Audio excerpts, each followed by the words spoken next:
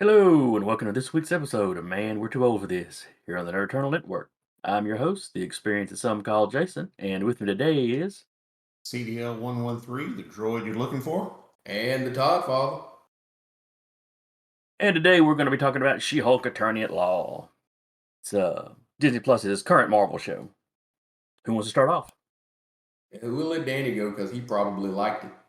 Yeah.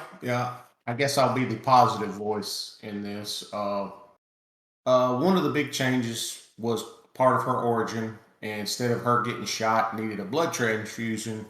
Her and Bruce are in a car accident, and they both get cut. And some of his blood gets into her, and she hulks out pretty quickly and goes on a rampage to get away. The fight or flight kicks in, and so that didn't piss me off.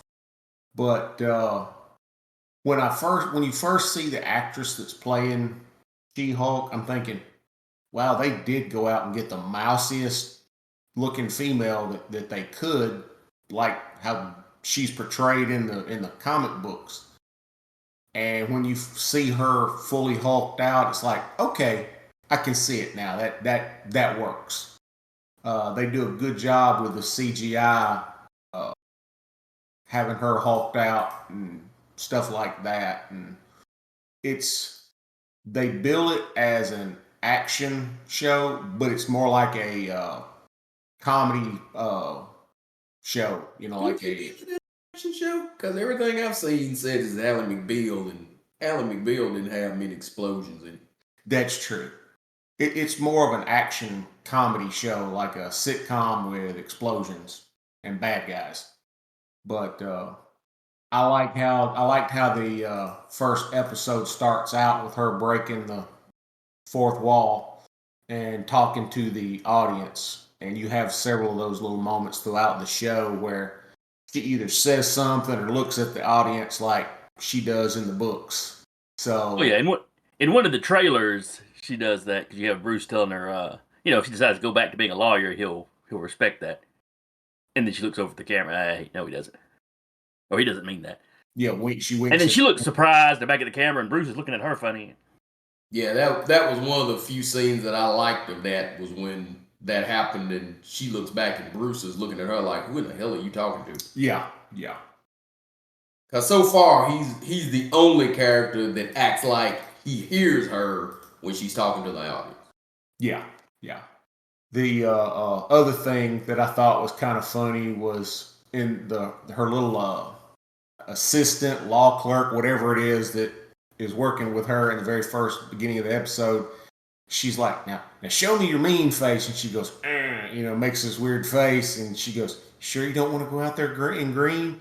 No, we're not doing that. And so, it's like she's told her friend, hey, I have the same condition that my cousin has, because she references your cousin. And it's like, oh, okay. And then that's when she turns and, after her assistant leaves the room for a minute to let her prepare herself for trial, she turns, oh, such and such. When, she talks to you, the viewer, and it cracked me up. And Jennifer goes, why is she talking to us? And I had to explain to her that, she knows she's in a comic book or a movie. She's kind of like Deadpool in the fact that she'll talk to the audience. No. Deadpool is kind of like her. Yep. Yeah. She was first. She was first, yes. She was probably doing it a decade before Deadpool, existed. Yeah. But he was the only one that I could give Jennifer as an example that, knows that they're a character in a comic book or superhero world, Who was that other character in the old She-Hulk book? Was it the Blonde Phantom or something like that? It was Blonde Phantom. That everybody thought she was teleporting or phasing, but she was just moving between the comic panels? Yep. Yeah. That's who I want to see in the show. That would be pretty cool. I don't know about cool, it's just an Easter egg. I'd find amusing it. Well, it'd be a nice Easter egg. Well, okay, Danny's been pretty positive. Todd? I don't like the way you said that. What can I say about this show that I have not said already? That you liked it? I like that one part. Other than that, it was the first episode is almost totally misandrist from maybe 2 minutes in, because you got her and the paralegal and the actual lawyer that's a guy, and the guy was basically like, I don't know if you really, if you really got the oomph for this case. And he's immediately poo-pooed as, you man, you, and they throw him out, and it's the typical girl power. Every positive character in the show has to continually talk about how wonderful and awesome she is. I don't know if they were trying to be clever in having the training montage literally be Bruce mansplaining for 10 minutes, but that's basically what it turned out to be, because apparently they won't let women either get powers from men or learn from males, which really hurt She-Hulk. I thought the change to the origin, well, that's literally why they changed the origin, was because if it's an accident, it's kind of Bruce's fault. Kind of, you bled on me, and it was a random chance. The bathroom scene where the women automatically assume that she was a beaten woman and instead of calling the police or somebody, start putting makeup on her, and somebody just had an extra pair of shoes to give her, was cringe and weird, strange as hell. Yeah. The only positive man in the first show is the transsexual woman that's in the bathroom with him. It's they immediately go outside, and there's 3 guys led by a large black guy that's hitting on somebody that looks like they just went through a car wreck and put on clown makeup. And I was like, I don't know what the hell they serving in that bar, but them beer goggles is a motherfucker. And I got some bad beer goggles. But if that's the best shit, y'all need to quit. Y'all need to move. Yeah, I mean, before I'm going after what looked like an apparent victim of a fight, abuse, or something like that, my hand is relatively invisible. I don't know what the hell. But that was the excuse to show the guys that wouldn't say no, and then she morphs into She-Hulk, and before she could, I thought she had actually went after the folks and just blacked out. I saw later on that no, Bruce shows up out of nowhere and tackles her as a Hulk. By that point, I'll start fading. Like I said, the training montage where Bruce is trying to tell her, this is kind of what being a Hulk is like. She does everything perfectly from day one. Second one,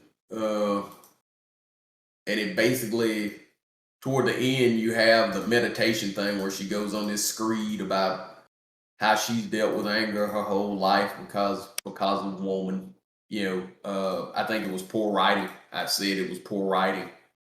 If she had gone on that screed with anybody other than Bruce, I think I would have taken it a little better.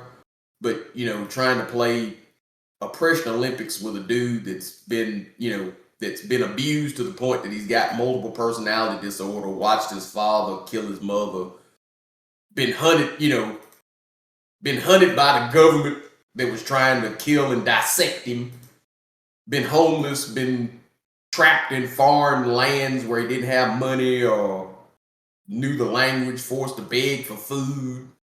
Yeah, you catcalling and mansplaining ain't really on them levels, So it would have been nice if Bruce had basically said any of that, but that would have been him being right in some form. They went out of their way to show how Bruce was not right, despite being the Hulk at that point for more than a decade. Yeah, that was one thing that disappointed me in the like he said, the training montage. Because he's got this whole 3-ring binder, damn near 6 inches thick.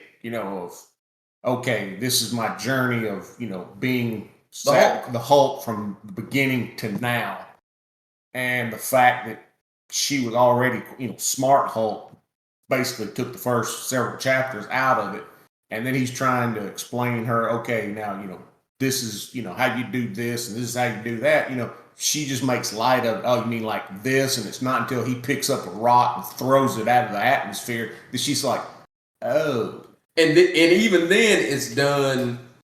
He's the asshole. Yeah. Yeah. Even then it's done as, oh, look, this is the man having his man baby moment. He won't let, he can't be beat by a girl kind of thing. It's just, that first episode, since Danny hadn't seen the second one, we can't talk about the second one. It's a little less misandrous than the first one.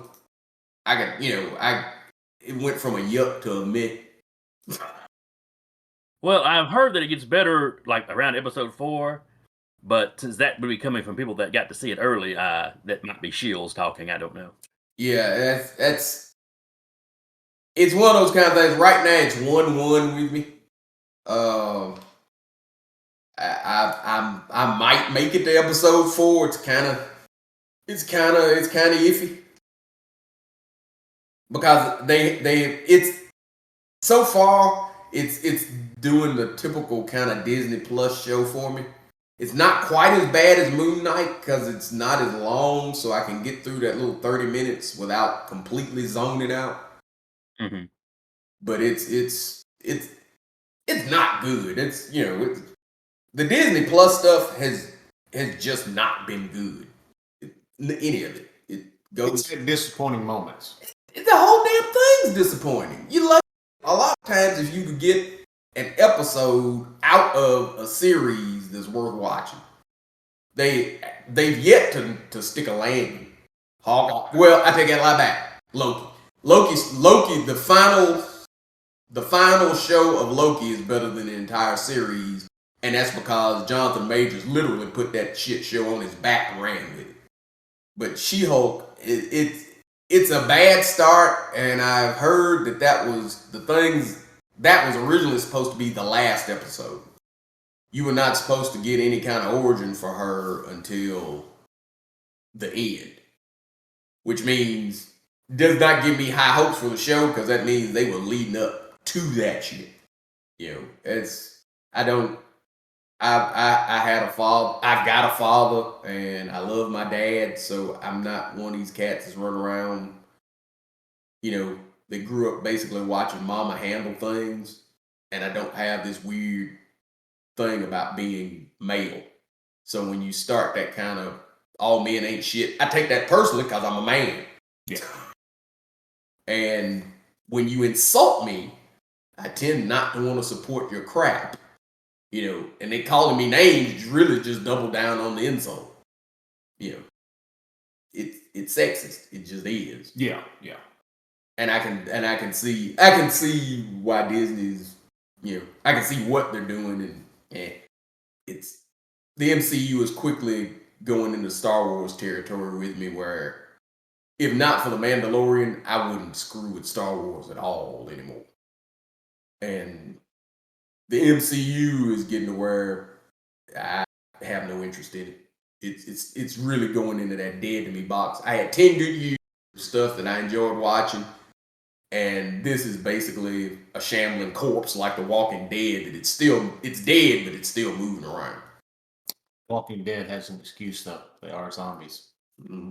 About like, Marvel zombies was always a thing, and now you got them. Yeah. So that's my rant. It sucked. Okay. The first one sucked. Like I said, the second one that we can't talk about is a little better than the first one. So there is hope for it, potentially. I didn't go that far. I just said it went from yuck to meh. The second one's actually kind of boring, but at least it's not just blatantly misandrous. There are males in it that are not complete scuzzballs. Yeah, I saw in the trailers that Wong shows up. Yeah, eventually. That ties into the end of 2. Okay. So are they having like kind of miscellaneous cameos for different characters, or because like in the trailer I see an old man that just jumps out the window. You have Looks like there was an elf on the judge's bench at one point. You have in the first episode, you have Titania. They're horribly screwed up version of Titania. Yeah. Or Titania, as they call it. Yeah. In that. The actress that's playing her in an interview received an injury during that fight scene. How? Did the horrible CGI pop and hit her in the eye? Because that was god awful. I think it was when she was using that harness to fly across the screen. Oh Lord! It literally the worst. The hell, that wasn't that looked hard. She does a flying kick in that fight that looks literally like it came out of Don't Mess with the Zohan. It is god awful. I mean, it is. It was so bad that I sat there and went, "Did you do that on purpose? Because that looks horrible." Yeah, apparently she pulled her Growing? back hole, her butthole. She pulled a muscle in her butthole doing that. Anus, Danny. Anus is the adult way to say Yeah, it. my brain was like, I know there's a word for it, but I was like, I had one of those senior moments where I forgot words. Well, that would explain the size of the turd in the scene. But Yeah, like okay. But when I saw it, like I said, when you see that her flying across the screen, I'm like, is this supposed to be a cheesy kung fu action? That was literally my reaction. Was, oh my god, that was horrible. I thought it was CGI. Hell, I thought they basically it looked so bad. It's almost like they took it like a paper cutout of her and just slid it across the screen. It is. It's horrific. There were better flying kicks in Iron Fist than that. Yeah. And that's one that we have both agreed. Yeah, they should have got the folks that were doing the wire fu for the Badlands, because they did that kind of stuff all the time in the TV show Badlands, and it looked cool. This was like, we got $50 budget left after the CGI for the green chick. What we gonna do? We'll just put her on a wire and swing her across the screen. And speaking of the CGI, She-Hulk looks like Shrek. Yeah, a little bit. She-Hulk looks so much like Shrek that now I look at Hulk and go, damn, you look like Shrek. Which is something I never did before. But I think the thing that's got Hulk looking like Shrek is he's not ripped. Usually you would see Hulk, he was ripped and his veins and stuff like that, and it gave him texture. Calm Hulk looks like he looks doughy. He looks soft. He got the dad bod going. Yeah. Well, he's still, but it's like if you came up and touched him, he'd go, Yeah. He looks soft. And he acts soft, so yeah. It's Soy Hulk. It's Yoga Soy Hulk. Yeah. It really is. It is. It's like Disney took the most masculine character that they had and said, we gonna neuter the hell out of you. I mean, Thanos really beat him. He beat him like he stole something. No, he beat him soft. That kid done lost his manhood. He's prison bitch Hulk. It's sad. It's sad. Yeah.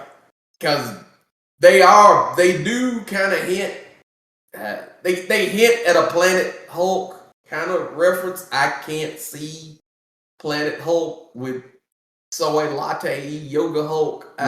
I wouldn't pay to see that. I doubt I would watch it for free. It's just bad. And yeah, Jen, now every time I look at her, it's like, oh, it's Fiona. Oh, it's Fiona. That's neat. But it is what it is. I guess it's TV on a TV budget. Yeah. Then you find out they spent $200 million on an episode. Some shit. My God, that's the best you can do. What kind of? Yeah, the special effects people are overworked. You got Pluto down there with a whip. It would have to be Goofy. Pluto doesn't have fingers. Oh yeah, Pluto does. Yeah, okay. He can be Goofy. Well, I won't do Pluto's the dog that's actually like a dog. Goofy's the dog that's like a person. Well, the trick is there's people online trying to act like Goofy's black some kind of way. I reject that. We'll say Donald. We'll say Donald is whipping him, and the reason why it's so shitty is he's saying work, but nobody can understand it.